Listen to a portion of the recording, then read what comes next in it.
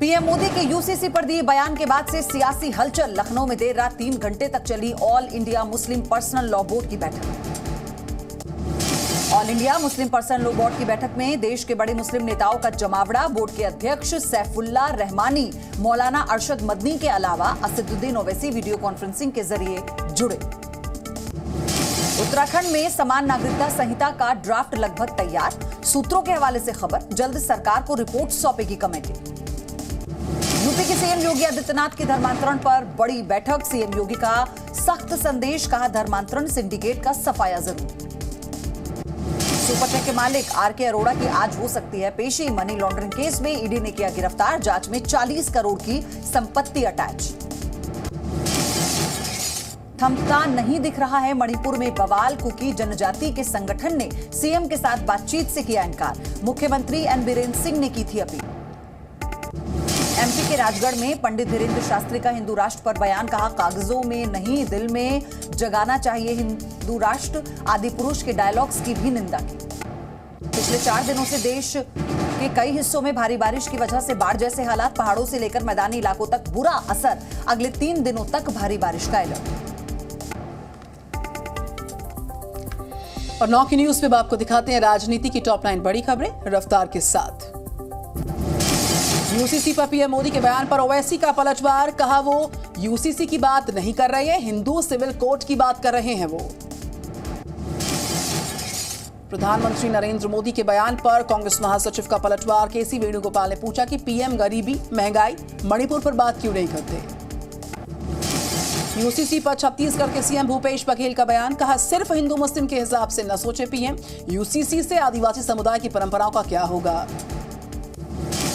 BJP नेता शुभेंदु अधिकारी का ममता बनर्जी पर हमला, चुनाव में हिंसा करवाने, वोटर्स बीजेपी कार्यकर्ताओं को धमकाने के आरोप लगाए। दिल्ली के करोल बाग इलाके में बाइक के शोरूम में पहुंच गए राहुल गांधी। शोरूम के स्टाफ से मुलाकात की राहुल ने। 29 से 30 जून तक मणिपुर के दौरे पर रहेंगे राहुल गांधी। राहत शिविरों का करेंगे दौरा। सिविल सोसाइटी के प्रतिनिधियों से मुलाकात का भी कार्यक्रम है। आज एनसीपी की राष्ट्रीय कार्यकारिणी की बैठक है। शरद पवार की अध्यक्षता में दिल्ली में ये बैठक है। मध्य प्रदेश के रायसेन में लगा सीएम शिवराज का विवादित पोस्टर। पोस्टर में 50% कमीशन देने पर काम होने की बात लिखी है। उदयपुर में कन्हैयालाल के घर पहुंचे राजस्थान बीजेपी अध्यक्ष सीपी जोशी। हत्याकांड के आरोपियों की जल्द फांसी की मांग की।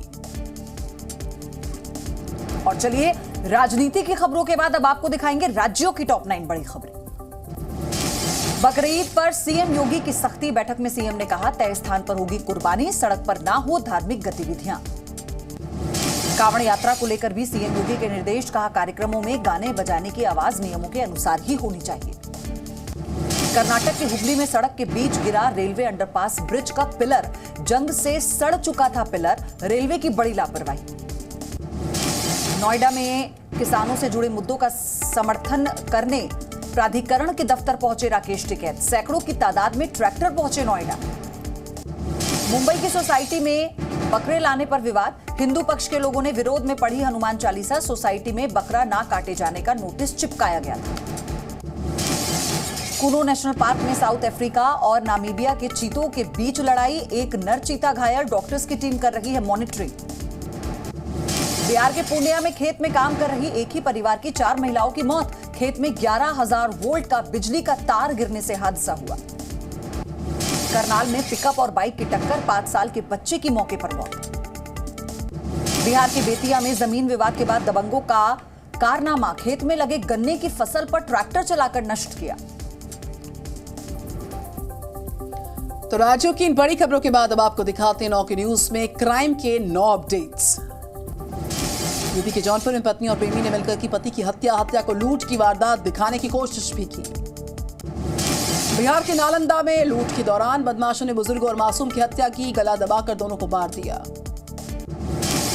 नालंदा में एक शख्स की घर में पीट कर हत्या, मामले की जांच जारी। पत्नी और बेटे पर हत्या का शक।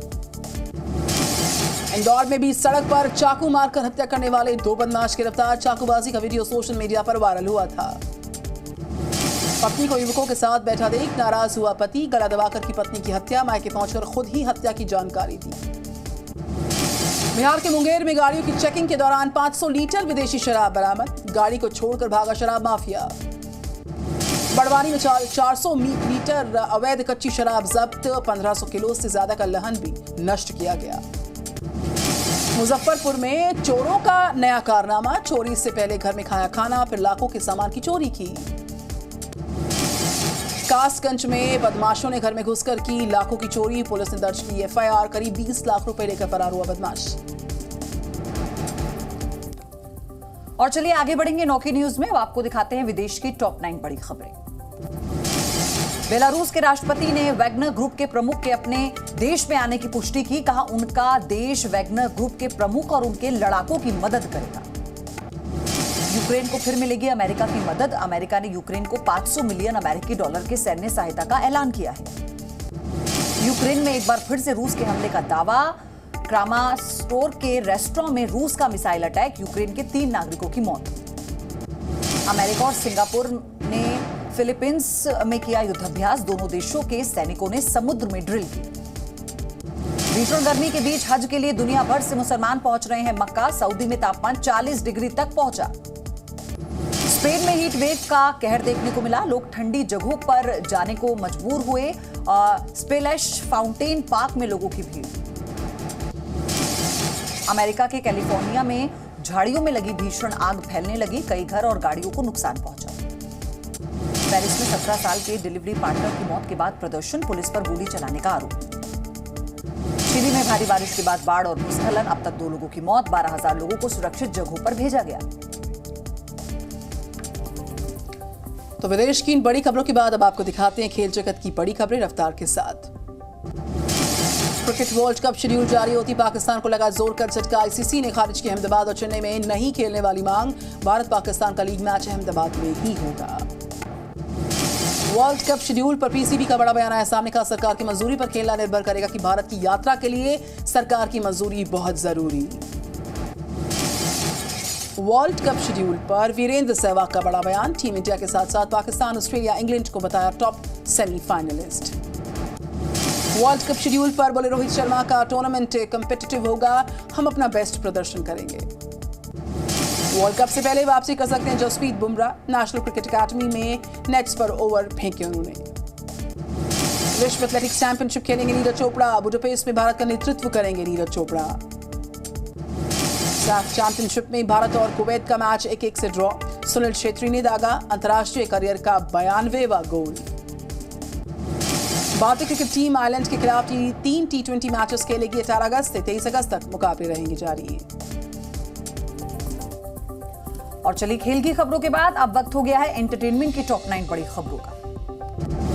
सेंसर बोर्ड ने फिल्म 72 हुरों का ट्रेलर पास करने से इनकार किया, आज सोशल मीडिया पर रिलीज होगा ट्रेलर। मुंबई के माहिम दरगाह में एक्ट्रेस अमीषा पटेल ने चादर चढ़ाई, इसी साल 11 अगस्त को रिलीज होगी उनकी फिल्म गदर 2।